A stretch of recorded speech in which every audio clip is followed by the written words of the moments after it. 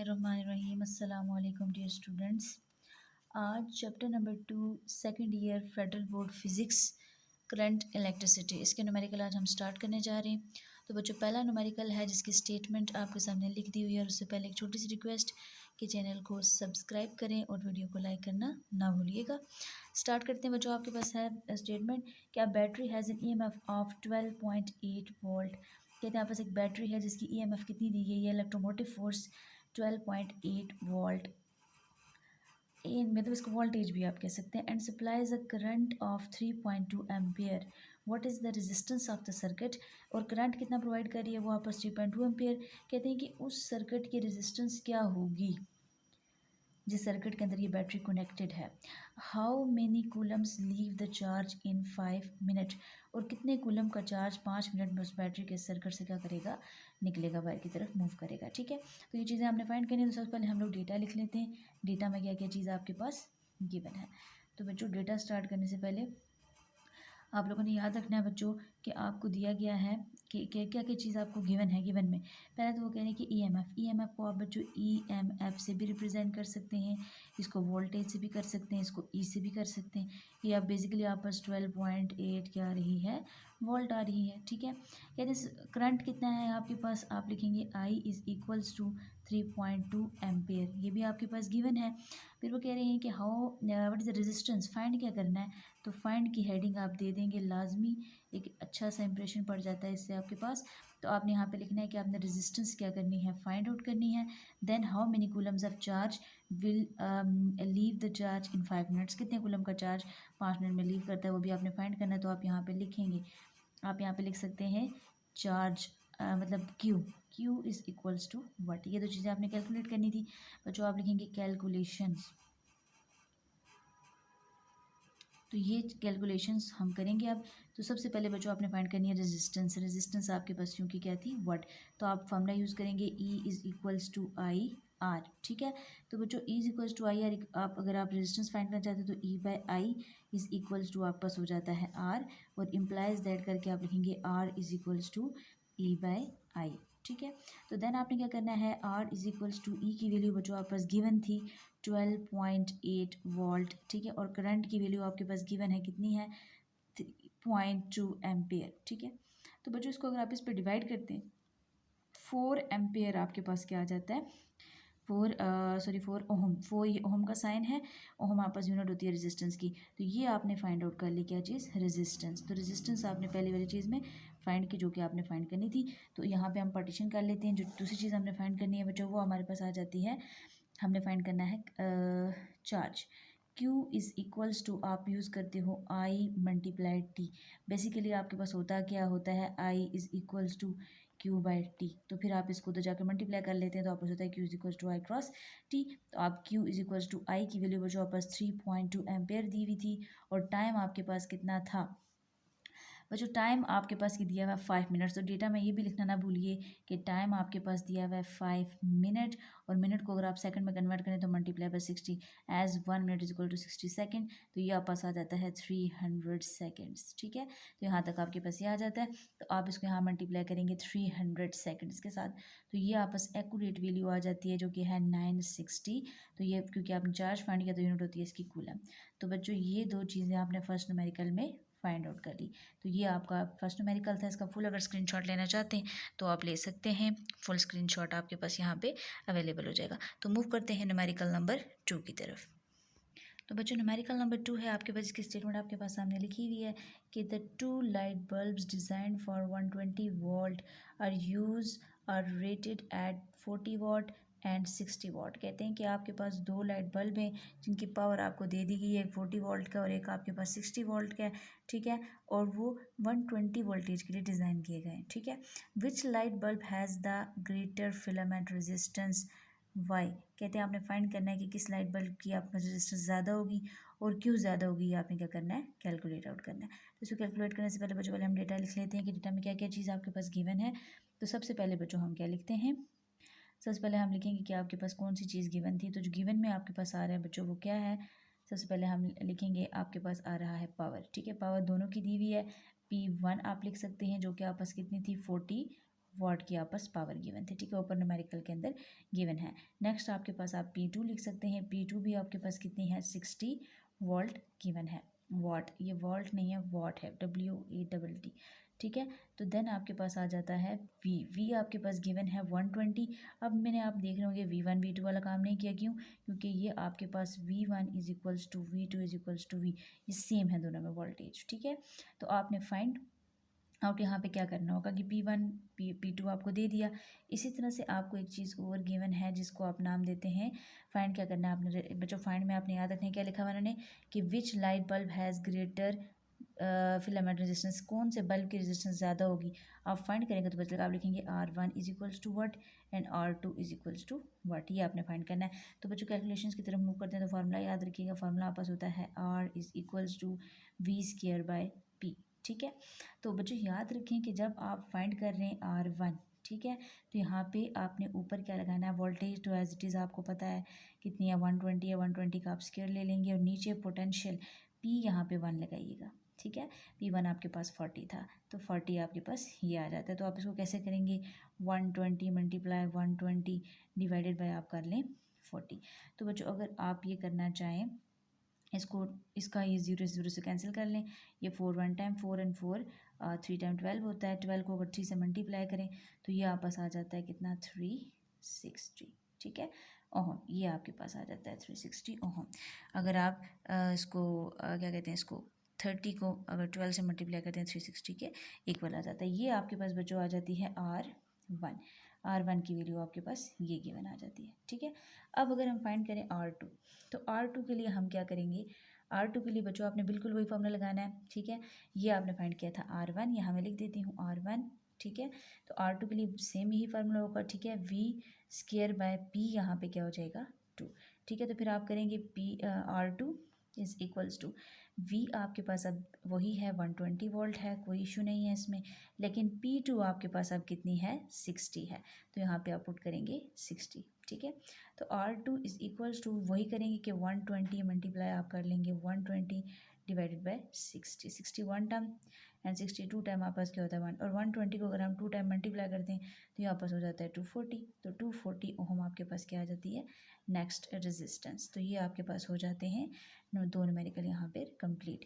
इन दो न्यूमेरिकल्स का आप स्क्रीनशॉट ले सकते हैं, ठीक है बच्चों। नेक्स्ट मूव करते हैं न्यूमेरिकल नंबर 3 की तरफ। जो न्यूमेरिकल नंबर 3 है वो आपके पास बेसिकली क्या है, तो बच्चों न्यूमेरिकल नंबर 3 है जिसकी स्टेटमेंट आपके पास लिखी हुई है। ये आपको गिवन है कि a carbon electrode has a resistance of 0.125 ओम, कि कार्बन इलेक्ट्रोड है जिसकी रेजिस्टेंस आपके पास कितनी दी हुई है, 0.125 या 125 ओम आपको दे रखी है। टाइम आपके पास कहते हैं कि एट 20 डिग्री सेल्सियस, ठीक है, the temperature coefficient of carbon is -0.0005। Alpha temperature coefficient क्या होता है, इसको हम क्या बोलते हैं, अल्फ़ा। अल्फ़ा की वैल्यू भी आपके पास गिवन है, कहते हैं what will be the resistance of electrode at 85 degree Celsius. तो आपने बच्चों सबसे पहले ये ध्यान में रख लेना है कि आपको यहाँ पर टेम्परेचर दिया हुआ है और टेम्परेचर का यहाँ पे कोई ना कोई फंक्शन है, ठीक है, फंक्शनैलिटी यहाँ पे आ रही है। सबसे पहले आप लिखेंगे आपके पास रेजिस्टेंस कितनी आ रही है, किस चीज़ की, और नॉट, कार्बन इलेक्ट्रोड की जो रेजिस्टेंस है आप लिखेंगे और नॉट इज इक्वल्स टू आपके पास कितनी थी, 0.125 ओहम थी। तो आप इसको ओहम एज इट इज लिख सकते हैं। देन आपके पास टेम्परेचर, इसको T1 का नाम दे देंगे, आप पास था 20 डिग्री सेल्सियस था, और T2 भी बच्चों आपके पास गिवन है वो कितना है, 85 डिग्री सेल्सियस से दिया हुआ है। तो टाइम ज़ाया किए बगैर बच्चों आप T जो है वो टोटल टी टोटल जो है वो आपस जो आ रहा है डिफरेंस में वो आप फाइंड कर लेंगे, उसको आप T से रिप्रेजेंट कर लें, ठीक है। तो आप कैसे करेंगे, T2 माइनस T1, तो ये आपके पास आ जाता है 85 माइनस 20। तो इसको आप लगभग लिखते हो बच्चे 65 डिग्री सेल्सियस आपके पास क्या आ जाता है, टेम्परेचर आ जाता है। देन आपके पास आपने याद रखना है एक और चीज़ भी गिवन है जो आप यहाँ गिवन में ही लिखेंगे, गिवन डेटा के अंदर सारी चीज़ें आप सॉल्व करेंगे। नेक्स्ट आपके पास जो है आपके पास गिवन है अल्फ़ा की वैल्यू, तो अल्फ़ा इज इक्वल्स टू आप यहाँ पे लिखेंगे 0.0005 डिग्री सेल्सियस, लेकिन पर सेल्सियस में दिया हुआ याद रखिएगा। और एक और बात आपने ज़हन में रखनी है बच्चों के, यहाँ पे आपके पास जो कोफिशिएंट की जो वैल्यू है वापस माइनस में आ रही है, तो यहाँ पे आप क्या लिखेंगे, माइनस, ठीक है।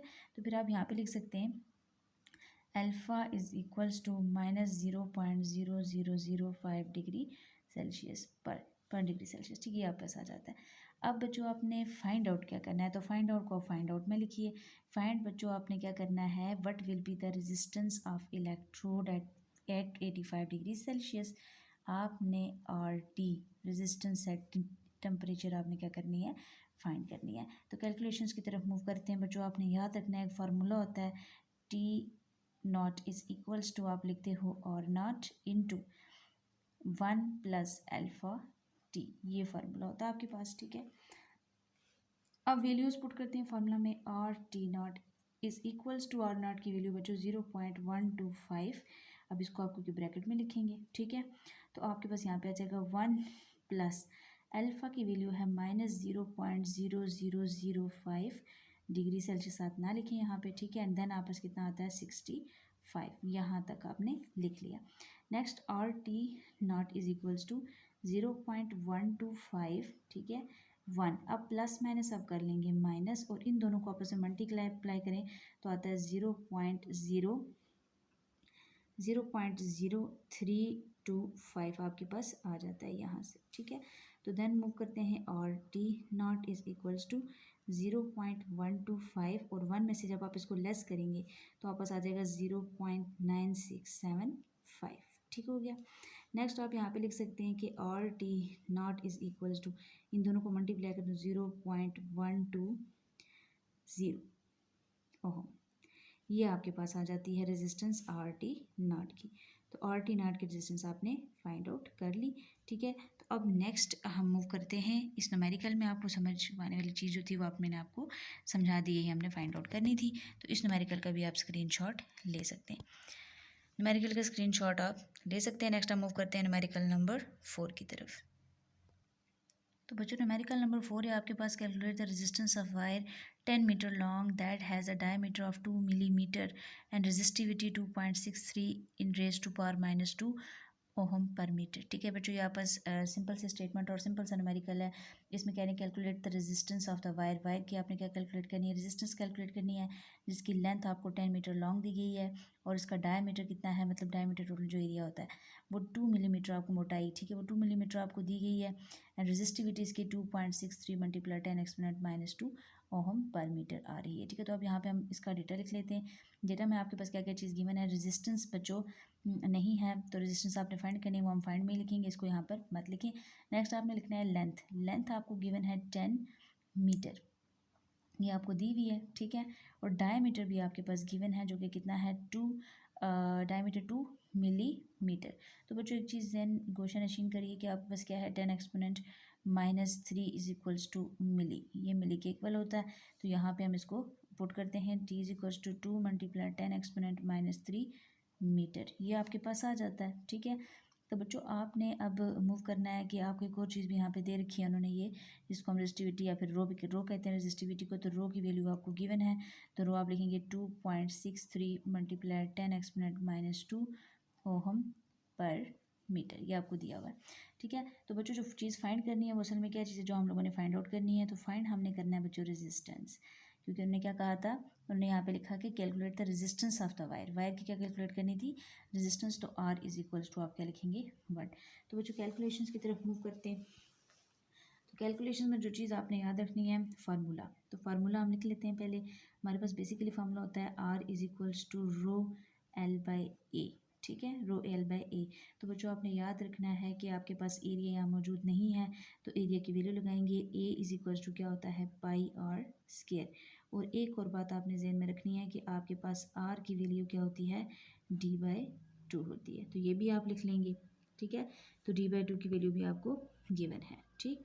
तो d/2 वैल्यू भी अगर आपको गिवन है तो फिर आप किस तरह से इसको फाइंड करेंगे।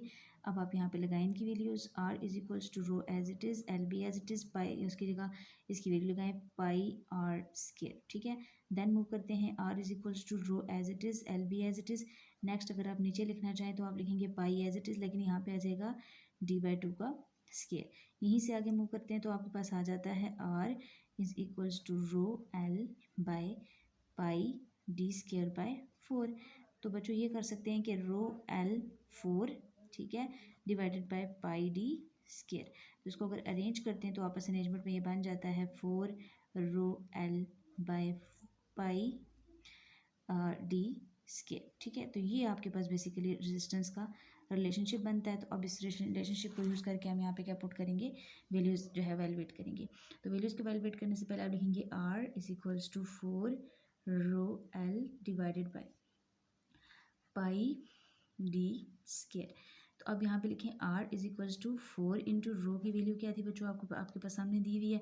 आप लिखेंगे 2.63 मल्टीप्लाई 10 एक्सपोनेंट माइनस 2, ठीक है, ये आपको दी हुई थी। और L की वैल्यू आपके पास क्या थी, 10, तो आप 10 को एज इट इज़ लिखिए डिवाइडेड बाय, अब डिनोमिनेटर में आपके पास क्या चीज़ गिवन है, R इज इक्वल्स टू ये 3.14, ये आप ऐसे लिखें। और डायमीटर आपके पास कितना था, डायमीटर भी आपने निकाला 2 मल्टीप्लाई 10 एक्सपोनेंट माइनस 3 और मिलीमीटर में था। तो बच्चों इन तमाम चीज़ों को जब हम कैलकुलेट करते हैं तो ये देखें ना, आप पास 4 2 टाइम 8 और 8 10 टाइम कितना हो जाता है आपके पास 80।